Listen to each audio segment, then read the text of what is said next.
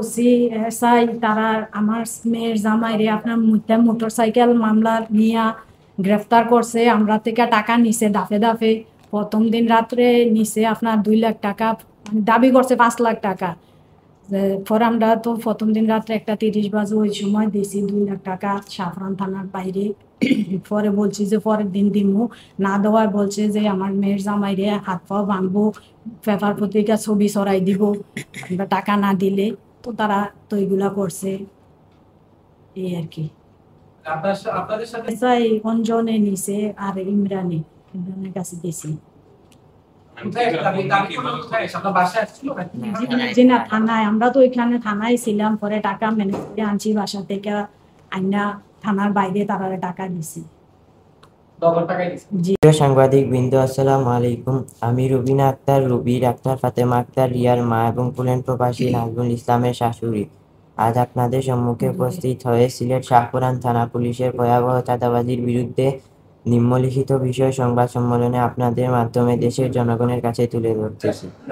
ঘটনার সংক্ষিপ্ত বিবরণ। আমার মেয়ে ডাক্তার ফাতেমা আক্তার রিয়া স্বামী পোল্যান্ড প্রবাসী নাজমুল ইসলামের সাথে সিলেট নগরীর শাহপুরান থানার ওসি মনির হোসেন ও ওসি তদন্ত ইন্দ্রনীল ভট্টাচার্যের সাথে পূর্ব বিরোধ ছিল। পাশাপাশি আমার বড় ছেলে বাইজিদ আরমান রিফাত ও তার চাচাদের সাথে আমার পারিবারিক বিরোধ ও মামলা ছিল। উক্ত মামলায় নাজমুল ইসলাম ও ডাক্তার ফাতেমা আক্তার রিয়া সাক্ষ্য প্রদান করেছিল, যার ফলশ্রুতিতে আমার ছেলে বাইজিদ আরমান রিফাতের চাচারা নাজমুল ইসলামের উপরে ক্ষিপ্ত হইয়া শাহপুরান থানার ওসি ও ওসি তদন্তের সাথে ষড়যন্ত্রে লিপ্ত হইয়া বাইজিদ আরমান রিফাতকে থানায় নিয়ে ভয়ভীতি ও হুমকি দিয়ে জালিয়াতির আশ্রয় নিয়ে 16/3/2023 তারিখের একটি মোটরসাইকেল ক্রয়ের বানোয়াট সেলস ইনভয়েস তৈরি করে নাজমুল ইসলামের বিরুদ্ধে মিথ্যা মোটরসাইকেল চুরির মামলা রুজু করে। উল্লেখ্য, নাজমুল ইসলামের বাংলাদেশি এনআইডি না থাকায় সরল বিশ্বাসে বিগত 16/8/2023 ইংরেজি নগরীর আয়েশা লেজ মোটরস থেকে আমার ছেলে বাইজিদ আরমান রিফাতের এনআইডি দিয়ে একটি মোটরসাইকেল ক্রয় করে ব্যবহার করতে থাকেন। মোটরসাইকেল ক্রয়ের কাগজপত্র নাজমুল ইসলামের কাছে থাকায় আসামিগণ 16/3/2023 তারিখের ভিন্ন আরেকটি বানোয়াট সেলস ইনভয়েস তৈরি করে মামলা রুজু করে। প্রকৃত অর্থে আয়েশা লেজ মোটরসে খবর নিয়ে জানা যায় তারা ওই দিন এই মডেলের কোনো গাড়ি বিক্রি করে নাই।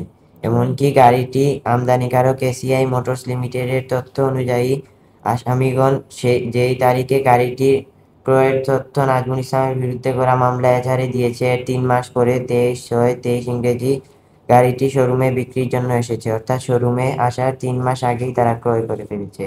মিথ্যা বানোয়াট সাজানো মোটরসাইকেল চুরির মামলা রুজু করিয়া বিভিন্ন ধরনের ভয়ভীতি দেখিয়ে প্রবাসী নাজমুল ইসলাম ও তার স্ত্রী ডাক্তার ফাতেমা আক্তার রিয়া এবং আমার কাছ থেকে প্রথম ধাপে 20/10/24 তারিখে অভিযুক্ত এসআই অঞ্জন 20,000 টাকা, দ্বিতীয় ধাপে 24/10/2024 ইংরেজি অভিযুক্ত এসআই মিজানের মাধ্যমে 7,000 টাকা চাঁদা আদায় করে। পরবর্তীতে 4/11/2024 ইংরেজি প্রবাসী নাজমুল ইসলামকে অন্যায়ভাবে গ্রেফতার করে থানা হাজতে নিয়ে রিমান্ডে এনে হাত পা ভেঙে দিবে এবং পেপার পত্রিকায় ছবি সরিয়ে দিবে এই রকমের হুমকি ধামকি দিয়ে শাহপুরান থানা পুলিশ আমাদের কাছে 5 লক্ষ টাকা চাঁদা দাবি করিলে এই রাতেই আনুমানিক রাত 1:30 ঘটিকায় মামলায় উল্লেখিত সাক্ষীদের সম্মুখে ডাক্তার ফাতেমা আক্তার রিয়া ও আমি 2 লক্ষ টাকা অভিযুক্ত এসআই অঞ্জন এবং এসআই ইমরান বিন রাজ্জাকের হাতে তুলে দেই এবং বাকি 3 লক্ষ টাকা পরের দিন দেওয়ার প্রতিশ্রুতি দেই।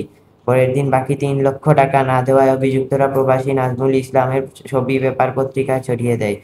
পরবর্তীতে 10/11/2024 ইংরেজি অর্থাৎ নাজমুল ইসলাম কারাগারে থাকা অবস্থায় নাজমুল ইসলামের ব্যবহৃত ফোন নাম্বারে অভিযুক্ত এসআই অঞ্জন ফোন দিয়ে ডাক্তার ফাতেমা আক্তার রিয়াকে বাকি 3 লক্ষ টাকা দেওয়ার জন্য চাপ সৃষ্টি করে, অন্যথায় রিমান্ডে আবেদন করে রিমান্ডে নিয়ে হাত পা ভেঙে দেওয়ার হুমকি প্রদান করে।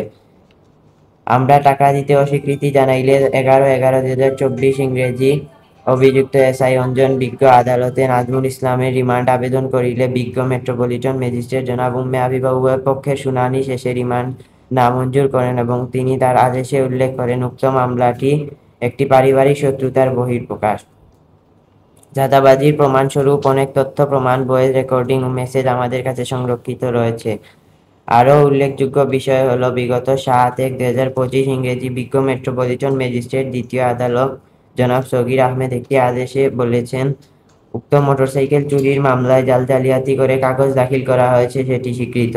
এমনকি প্রবাসী নাজমুল ইসলামের আবেদনের পরিপ্রেক্ষিতে মাননীয় পুলিশ কমিশনার উক্ত মামলায় আলাদা আরেকটি তদন্ত করিয়েছেন। তদন্ত কর্মকর্তা সিলেট মহানগর ডিবি পুলিশের অতিরিক্ত উপ পুলিশ কমিশনার জনাব শাহাদত হোসেন তার তদন্ত প্রতিবেদনে উল্লেখ করেছেন, মোটরসাইকেলটি বায়েজিদ আরমান রিফাতের এনআইডি দিয়ে ক্রয় করা হলেও প্রয়োজনীয় টাকা পয়সা দিয়েছেন তার ভগ্নিপতি নাজমুল ইসলাম এবং ক্রয়ের দিন তিনি নিজে উপস্থিত ছিলেন মর্মে আমার সার্বিক গোপন তদন্তে প্রতীয়মান হয়েছে।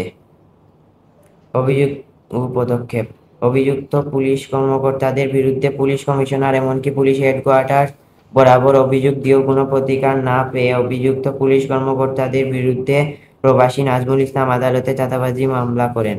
অভিযুক্তরা হলেন নগরী শাহপুরান থানার ওসি মনির হোসেন, ওসি তদন্ত Indranil Bhattacharya, SI Anjan Kumar Debnath, SI Mizanur Rahman, ASI Imran Bin Razzak. অন্যান্য অভিযুক্তরা হলেন বায়েজিদ আরমান রিফাত সহ তার চাচারা।